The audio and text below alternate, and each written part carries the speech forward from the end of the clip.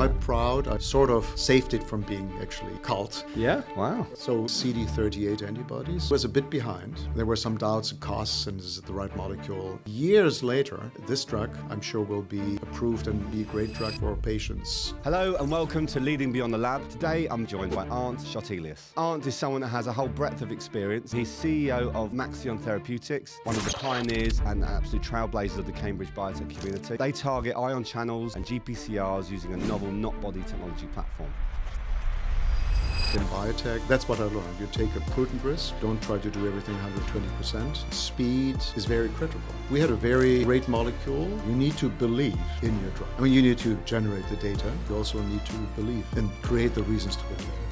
What about building a culture? So at Maxion, for example. I will very much probe in my interviews if somebody's really willing to collaborate. Will they be willing to share? Everybody has lunch together. I like that, yeah. What I'm saying is you need to set up some rules for how we live that, right?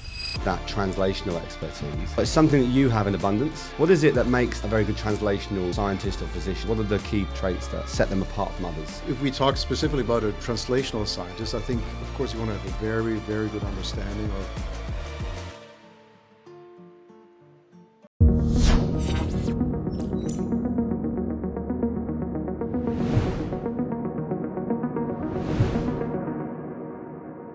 Hello and welcome to Leading Beyond the Lab. Today I'm very, very excited to be joined by Arndt Schottelius. Welcome, Arndt. Hi, Lawrence. I'm really glad to be here. Thank you for having me. Arndt is someone that has a whole breadth of experience. He's CEO of Maxion Therapeutics, one of the pioneers and absolute trailblazers of the Cambridge Biotech community. They target ion channels and GPCRs using a novel KnotBody technology platform. Would you like to give us a bit of an insight into the mission and what Maxion's ultimate objective is? Yeah, thanks for the question, Lawrence. The KnotBody technology, invented by John McCafferty and Anish Karatvilat, the two co-founders, is really designed to target yet untractable ion channels and GPCRs. Our mission is to render those GPCR and ion channel driven diseases treatable biologics, which they're currently not yet, because there are no biologics specifically in the ion channel space. So this is really solving a long-term problem in the pharmaceutical industry, because lots of big companies have tried over many years to specifically target ion channels, and it's not possible with antibodies. You know, sometimes you have some binders, but you so far have not had any functional modulators. And the KnotBody, and I can go in more detail, it's really including or integrating a knotin, which occurs in nature as a natural ion channel modulator. It's integrated into the light chain of the antibody, serves as a warhead, guides the antibody to the ion channel to really modulate it, for example, to block it. That's really novel and really solves a fundamental problem. And what is the ultimate milestone? What are you looking to change, I suppose, in the patient populations? Yeah, so we are, the lead program is called MAX001. It targets KV 1.3, that is the voltage-gated potassium channel 1.3. That plays a very pivotal role in T-cell activation, those T-cells that are the culprits of many autoimmune diseases that are T-cell driven. For example, in atopic dermatitis, in vasculitis, many other dermatological diseases, inflammatory bowel disease. And the ultimate milestone is we want to take this lead compound to IND at the end of next year, and then ultimately to clinical proof of concept into 2028. That's where we raised the Series A for. And big congrats on that. Yeah, thank you. It's a tricky climate right now, so you really stood out there. Yeah, it was quite a journey. It was hard work. Really, took us not quite a year, but we started and talked to a lot of investors, lots and lots of meetings, and very, very glad, very strong, a lead investor very happy with the support from our insiders that were invested before. So a very diverse, very strong group of investors. So it's a good place to be now, to refocusing back to execution and get those drugs into the clinic. And I noticed that the investors you managed to bring on were institutional, well known. What is it you thought that, apart from the compelling scientific value proposition, was there anything else you think that stood out about Maxion that allowed you to stand out amongst your peers? Well, I think it's, one is to start with what I would really call a very innovative, differentiating technology. We talked about that solves that problem that pharma has been looking for. The diseases we work in, the lead program, inflammatory diseases, autoimmune diseases, is still lots of unmet medical need. We also have a pain program, and we have a cardiovascular program. I think that resonated with them. And I think it's also fair to say, the leadership team, the founders, myself, we've now, he wasn't there, kind of just hired a great chief development officer, Stefan Hertle. Yeah, but the founders and I, when we went out, I think it's fair to say we bring some credibility and good track record that we have delivered in terms of discovery, translational, bringing drugs into the clinic. For example, when you look at John and Anish, they also co-founded Iontas, very bespoke antibody CRO, has been very successful, very high rate of, I think it's about 30 molecules that, 40 looked at, and many in the clinic. And I felt that people saw that I had delivered in the different stations in my career. So that's, of course, what an investor also looks at. And one of the things that stands out right now in the early stage biotech community is that translational expertise. Well, it's something that you have in abundance. What is it that makes that a very good translational scientist or physician? What are the key characteristics or behaviors or traits that set them apart from others, do you think? Yeah, if we talk specifically about a translational scientist, I think, of course, you want to have a very, very good understanding of disease biology, the mechanisms behind it, also the pathophysiology. So, what happens in disease, know the tools that are used, kind of the assays ex vivo with patient cells, in vitro models, the right animal models. Not every model has the same productivity. That's important. But I think maybe one other thing that, of course, you learn as a drug developer over time, you start kind of with the end in mind, where you want to get, right, to the disease you're targeting and what you need to convince your stakeholders, yourself, the regulators, to get there.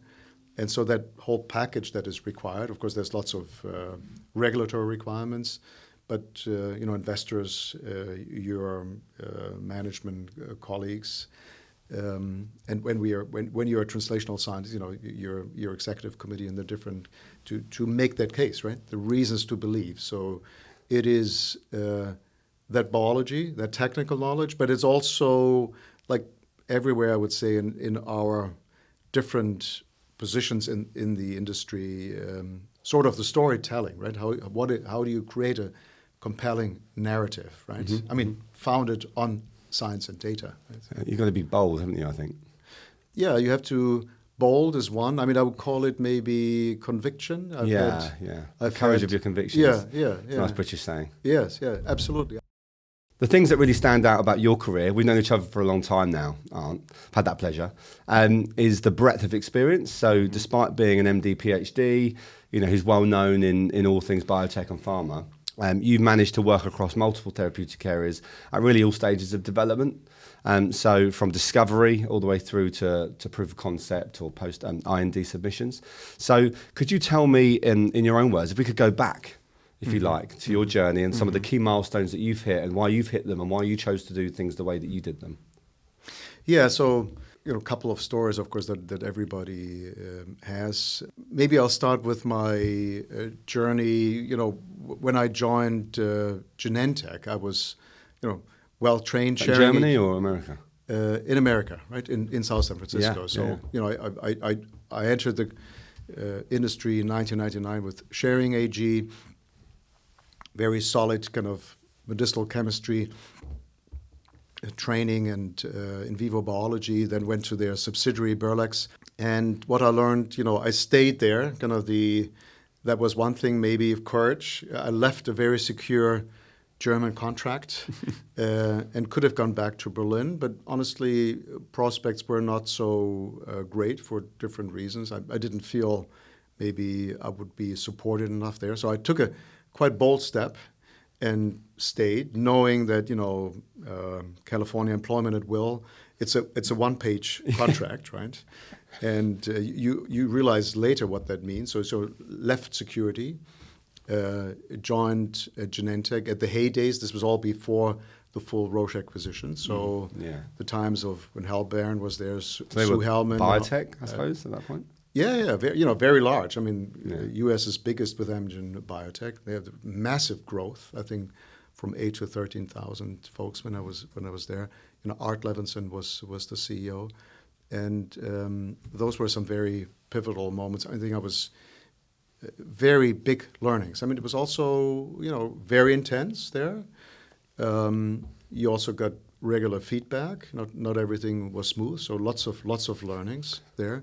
And what I learned, for example, Art Levinson, the CEO, he would come as a member of the research review committee as a scientist. I mean, he was a fantastic scientist with others that led that team and would ask very pointed, deep questions. So this rigorous science, really, I think, really influenced me a lot during my career.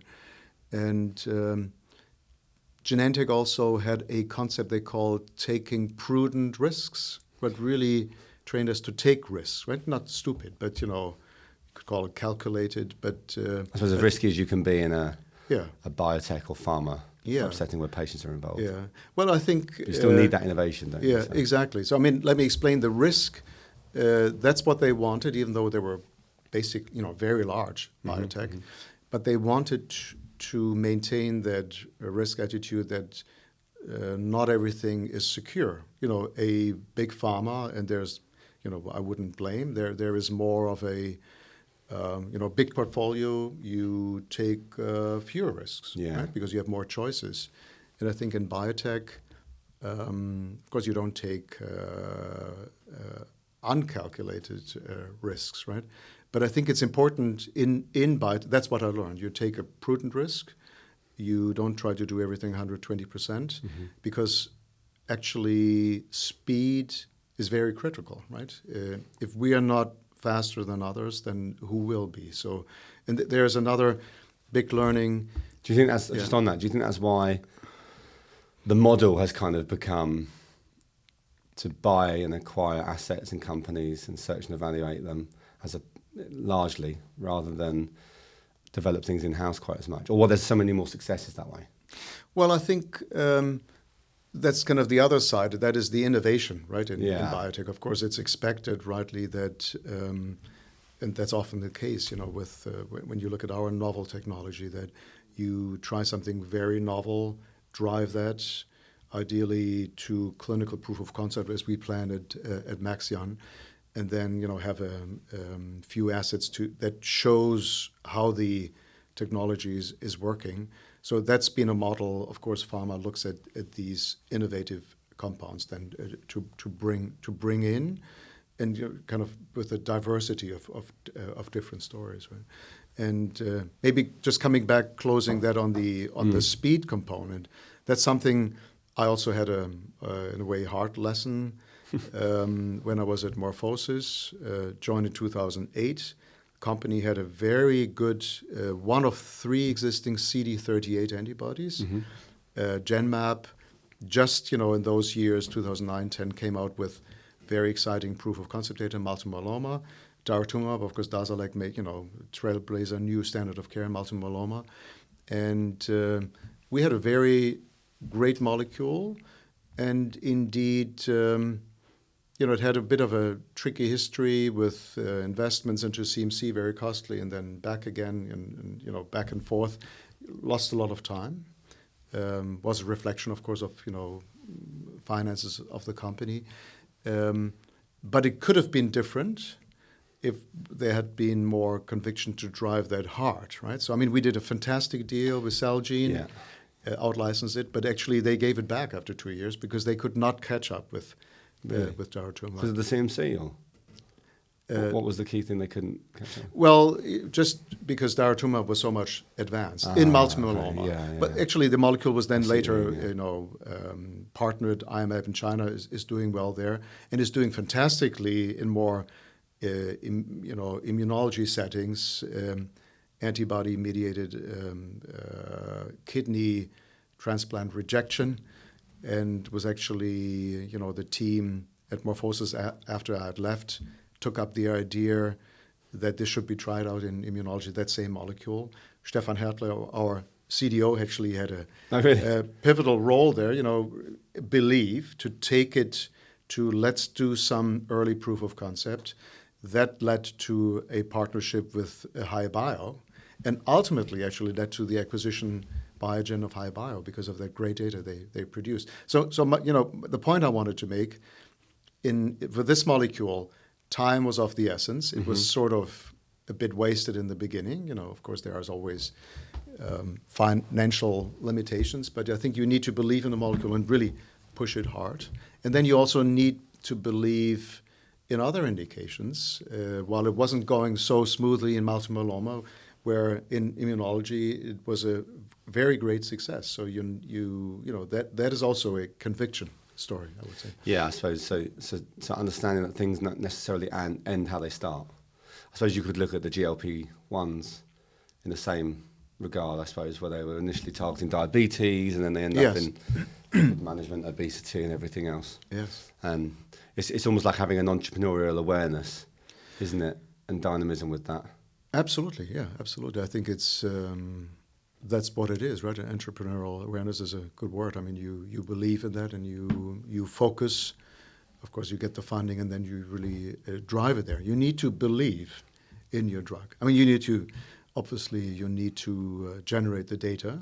Everything is driven by data, but you also need to believe in it and create the reasons to believe, I would say. Yeah, I think when that really resonates, because when I work with ARTO on finding great talent at any level, particularly leadership, I think one of the key things that gives me a good feeling that they're going to be right for that biotech is that they're bought into the journey.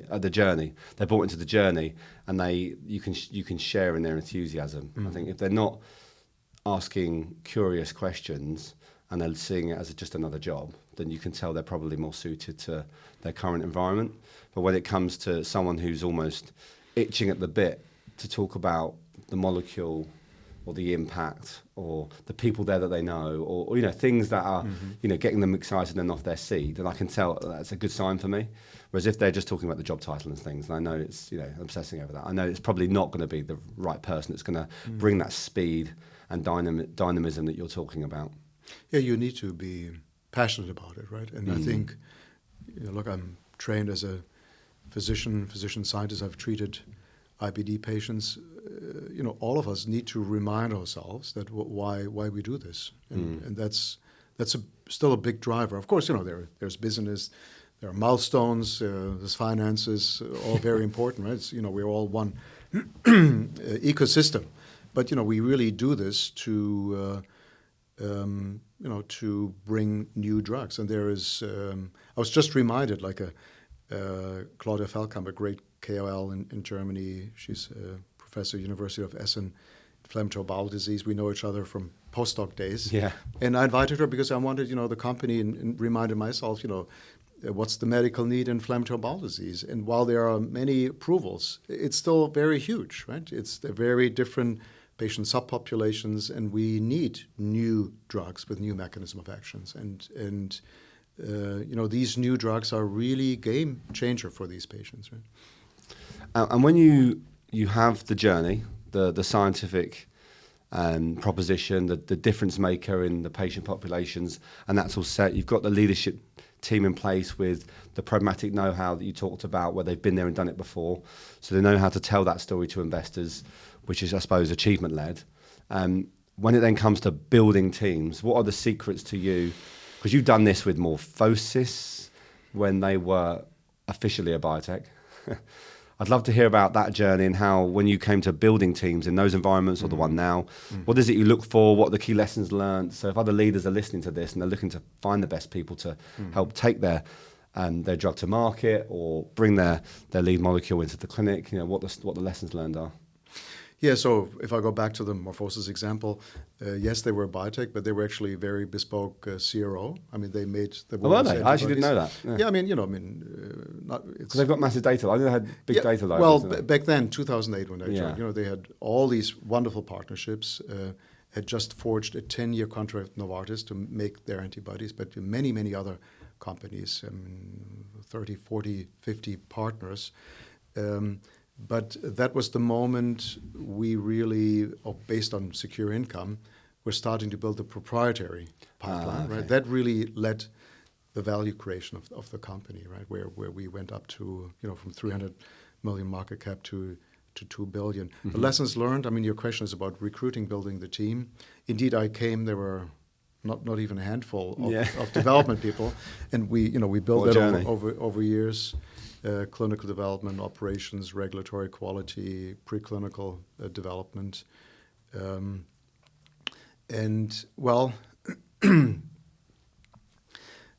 What is talent, right? I mean, I think you need to spend time and, of course, develop a feel of great people, right? It seems like it's a little bit like a cliche when we talk about it, right? But really looking, of course, the experience they bring, because if you need to learn, and you bring people that have the right experience, you enable others to, if they have great talent, to develop. You don't need the impact they make on the team. Yeah, exactly. I mean, but of course, like at MorphoSys.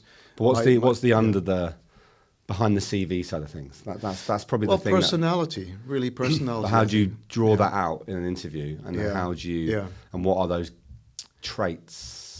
It's difficult. I mean, honestly, it's difficult, right? Because people are very trained, maybe to do the right things. I mean, it's not such a secret sauce. I think it's probably pretty trivial. But I will make an effort, for example, even today's world, where we do. I mean, even the fundraise was 90% virtual. Right? Yeah. I mean, it's great in a way, right? Yeah. Saves a lot of CO2 on the road, costs. But with candidates, I really, back then, of course, that you didn't do video interviews. You just didn't, right? It was all personal, maybe a phone call, kind of, and then later videos. So one thing is really meet in person, right? I mean, being see the interaction, agreed, how that it's a big thing. What the vibe is basically, and then I always make go for a meal or spend an evening together, right? I think it's important. Do let them do a presentation. I find that quite helpful at any level, even at C-level, right? Because you can invite your leadership team with, I'm more a believer in the beginning. I do one-on-one interviews because I want this very personal. Can work with 2-to-1, but then I have them do a presentation. Can be sometimes a topic of their choosing, or you actually, it's something I learned here at Maxion, you give a topic. Okay, and and you compare them, and you see how they react to the audience. Also, when they're a little bit provocative questions, and assessing personality. I mean, honestly, it's something you need to find out when the person is in the job, right? So I suppose if you're going to summarize, then it'll be naturally their proven experience, but behind that, it's how they come across personally, professionally, in a more competitive environment. Because I suppose you can put up a facade for the first part, but eventually your real personality, real self comes through. And I quite like the idea of the social side. So you invite them to a meal with a few other people from the team or something, where you start to see what that person's really driven by, and I suppose their values in some ways. Their values, and absolutely. And also, I mean, there are of course different interview techniques that you can use, right? So a little bit also maybe provocative questions, but I think I think also really seeing the person, different days, different times of the days, I think is also important. I mean, one thing I will add that resonated with me, it was actually later in my career, led Sprenger is one of the leadership leaders in Germany, that reminded me there is a reason for probationary period. Sometimes we as leaders don't want to almost confess to ourselves that maybe it wasn't the right choice, to also use that. I mean, that's not great for recruiter or any side. No, I know what you mean. But also, if it's a good really, checkpoint as well to work towards. It's a checkpoint as well. Yeah. What about building good culture? So at Maxion, for example, what is it that stands out for you about the culture there? Yeah, it's a very special, very biotech, very agile culture that I really enjoy. John and Anish have built, and we are trying to build further. And I'm, very, very much on board what has been built there. It's informality, but great focus, great scientific rigor.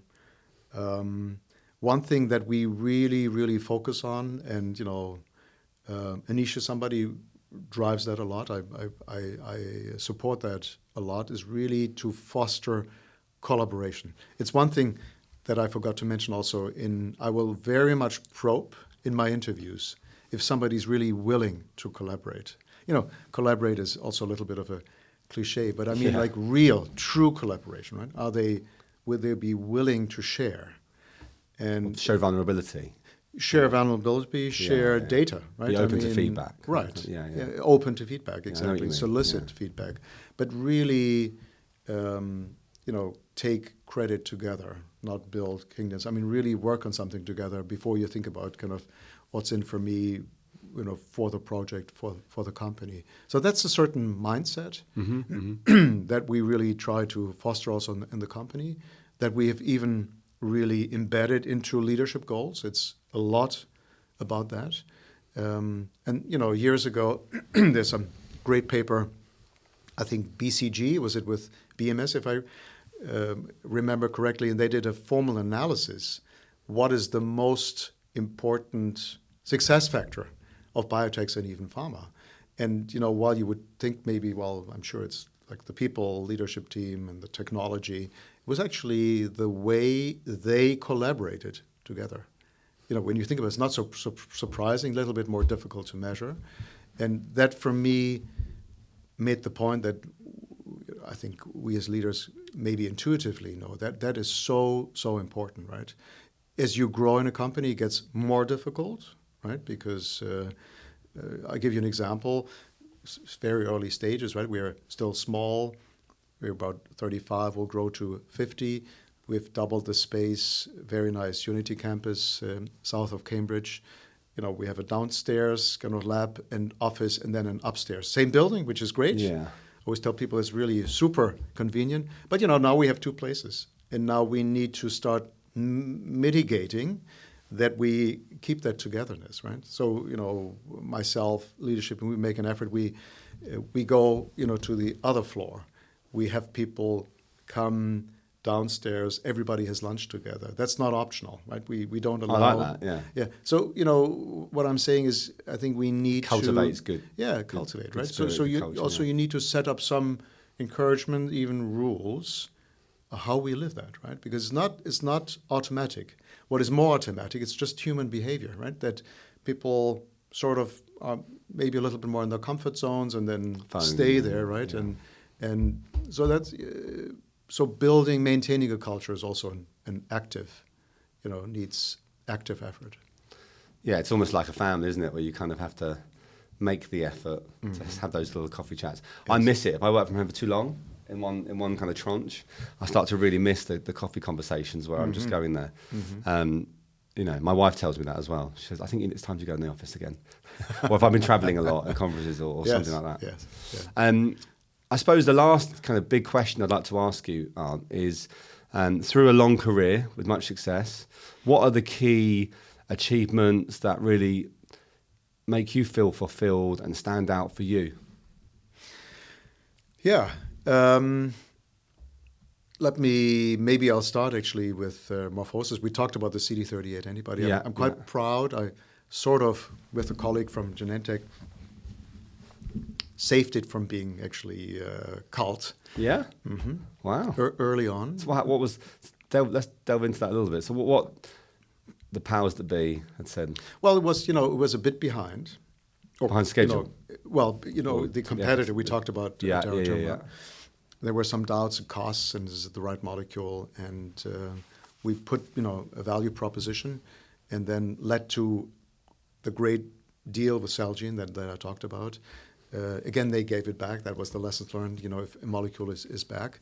But also, I'm very, very pleased and proud that years later, the story I said, via HiBio in an immunology setting, and then Biogen, that this drug, felzartamab, I'm sure will be approved and be a great drug for patients with those diseases. So, again, believe in the drug, and even though maybe problematic in one indication, it could be great in other indications, right?